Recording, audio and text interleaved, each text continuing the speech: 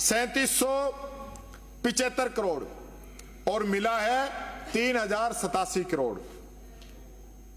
और जो उड़ रहा है वो 3500 करोड़ तो नरेगा के बाकी हैं, जिसमें आप कह रहे थे कि नरेगा में आपने काम कराए थे।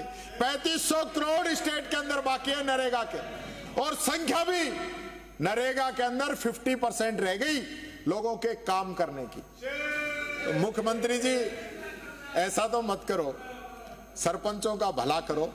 किस्तें 6-6 महीने लेट जा रही हैं, एक बात भी रिकॉर्ड के बिना नहीं बोल रहा हूं मैं, इंतजार कर रहे हैं। और ये सारे एमएलए साहिबान बैठे, ये एमएलए तो शायद नहीं कहेंगे, लेकिन मैं कहना चाहूंगा पहली बार एमएलए लेड का बजट भी 6-6 महीने के अंदर आ रहा है, जो कि सबसे पहले आ जाता था।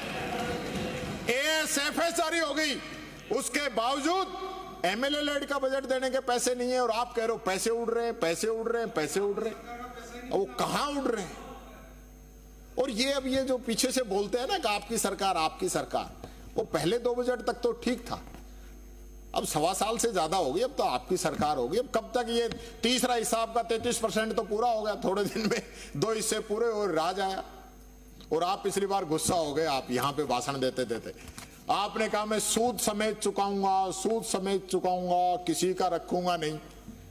तो ये तो ऐसा लग रहा है मुख्यमंत्री जी, ये सूद इतना हो जाएगा राजस्थान पे, 1 लाख तो हर आदमी पर अभी पहुंच गया, और अब 4 साल में तो इसको ऐसे पूछा जाओगे हमारा राज आएगा तो चुकाना ही बड़ा मुश्किल होगा, हमें नई प्लानिंग करनी पड़ेगी।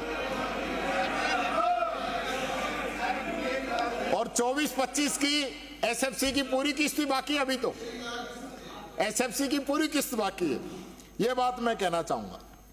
युवा संबल योजना आप भत्ते नहीं दे रहे उनके बेरोजगारों की, 867 करोड़ रुपए उनका खर्च करना था, आपने 448 करोड़ रुपए खर्च किए।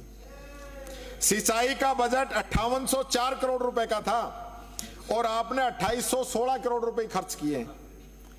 राजीव गांधी स्कॉलरशिप, जिसके लिए हमारे बच्चे विदेश के अंदर जो एजुकेशन ग्रहण कर रहे हैं, उनको भीख मांगनी पड़ी। आपके बजट के अंदर 225 करोड़ थे, लेकिन आपने मात्र 81 करोड़ रुपए खर्च किए हैं। वो पैसे उनको मिल जाते तो हमारे भारत देश के लोगों को, हमारे राजस्थान के लोगों को विदेश के अंदर भीख नहीं मांगनी पड़ती, हमारे उन युवा साथियों को।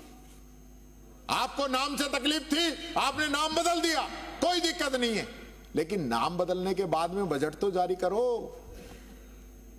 ये बजट कौन देगा उनको? उन्होंने एडमिशन ले लिए, एडमिशन लेट हो रहे हैं, बच्चों की स्थिति खराब हो रही है। ये बात मैं आप लोगों से कहना चाहूंगा।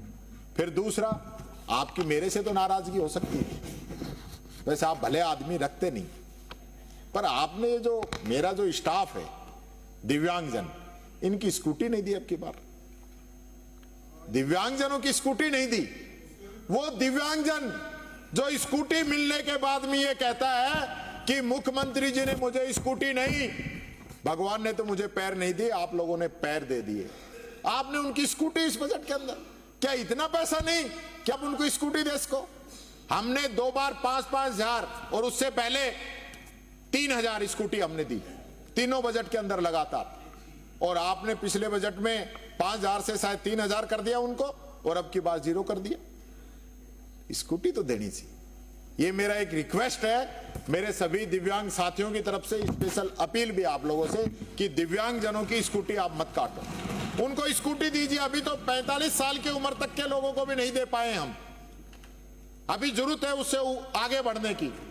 हम ज्यादा देंगे तो 45 से बढ़ाकर फिर 35 साल, 45 साल, 60 साल तक हमें लोगों को स्कूटी देनी है, तो उन दिव्यांग जनों को स्कूटी जरूर दीजिए। ये गरीब का हक का पैसा मत काटो, बड़े बड़ों का काट दो, अमीर लोगों का, लेकिन गरीबों का, पेंशन का, स्कूटी का, नरेगा का, सरपंचों के बजट का ये पैसा कम कर रहे हो, किसानों का ये तो नहीं। इसकी तो मेरे आपसे निवेदन है। 8वें वेतन आयोग के लिए जो हमारे कर्मचारी है ना, वो बाट देख रहे हैं कि आपने अभी तक कमेटी नहीं बनाई। दिल्ली में तो कमेटी बना दी आपने, क्योंकि दिल्ली में चुनाव थे। अध्यक्ष महोदय, दिल्ली में कमेटी बन गई, राजस्थान के कर्मचारी वार्ड देख रहे हैं। अभी तो सिर्फ कमेटी बनानी है, पैसा तो जब आप दोगे जब दे देना, कमेटी तो आप बना दीजिए, कम से कम कर्मचारियों का इतना तो आप ध्यान रखें, ये निवेदन मैं करना चाहूंगा। और 2 लाइनें कह देता हूं कि विरासत में मिली है वफादारी, तभी तो फितरत में मक्कारी नहीं है, खुदा ने रोशन रखा है चेहरा हमारा, क्योंकि हमें जलने की बीमारी नहीं है, हमें जलने की बीमारी नहीं है। आपने मुख्यमंत्री जी आपने कहा कि राजस्थान के अंदर इकोनॉमिक रिवाइवल टास्क फोर्स बनाएंगे। आपने टास्क फोर्स बना दी, लेकिन अक्टूबर 24 में ही बना दी थी। आज तक आपको इतना समय नहीं मिला कि उसकी आप एक मीटिंग तो कर लें, क्योंकि आपको दिल्ली जाने से फुर्सत नहीं है। मैं समझता हूं इनकी मीटिंग तो आप कब करेंगे।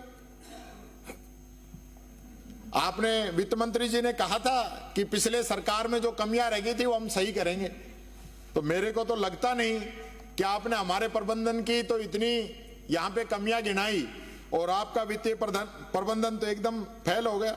ऐसा लग रहा है जैसे कर्ज लेकर घी पी रहे हो आप लोग। कर्ज लेकर घी पीने वाली बात जो है, मुझे खुशी होगी और मैं चाहूंगा कि मेरे जो जो क्वेश्चन है उन्हीं पे जवाब दिया जाए, तो मुझे बड़ी खुशी होगी, क्योंकि आप जैसे और हमारी वित्त मंत्री हैं, तो निश्चित तौर पर आप इस चीज का फायदा हमें मिलेगा। अब आप आ जाइए कर्जे के अंदर। 19-20 के अंदर हमने कर्जा लिया, जब हमारी सरकार आई 41,328 करोड़ रुपए। 20-21 में जब कोरोना था, कोरोना के समय सारी जो छूट दे दी गई, वित्तीय प्रबंधन सब फेल हो गए, उस समय हमने कर्जा लिया 57,798 करोड़ रुपए। उसके बाद अगले साल हमने उसको घटाना शुरू किया।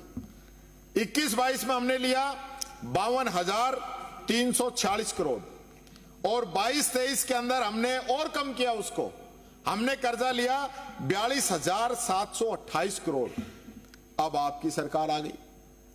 24-25 में तो आपने ले लिया 70,000 करोड़ और 25-26 में आपने अनुमान दे दिया 84,645 करोड़। ये स्थिति कर्जे की है।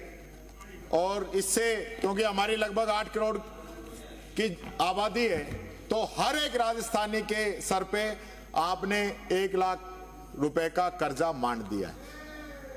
अब आप कह रहे हो हमारी प्लानिंग, आपका वित्तीय प्रबंधन 2024-25 के लिए आपने अनुमान लगाया है कि स्टेट जीडीपी जो है 35.97% ही कर्ज होगा, पर रिवाइज आरई के अंदर आपको ये बढ़ के 37.65% निकल के आ गया।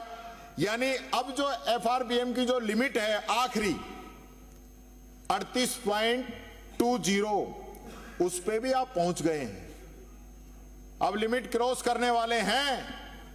स्थिति क्या होगी मुख्यमंत्री जी, ये आप जरूर इस बात को समझें।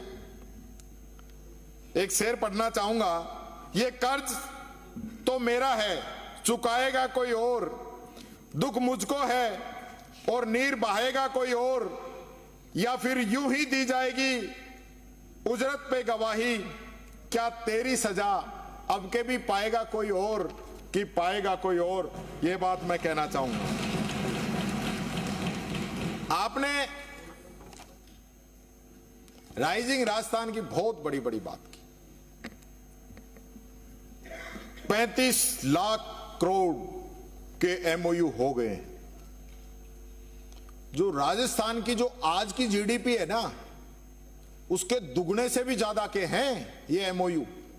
मैं तो चाहूंगा वो धरातल पे आए, पर मेरा एक विपक्ष के नेता के होने के नाते मेरी जिम्मेदारी है ये बात मैं आपकी जानकारी में भी लेके आऊं और प्रदेश की जनता की जानकारी में भी लेके आऊं। ये बात आप समझें। और ये स्थिति वही होगी जो लॉकडाउन में मोदी जी ने एक बार एक पैकेज दिया था 20 लाख करोड़ का।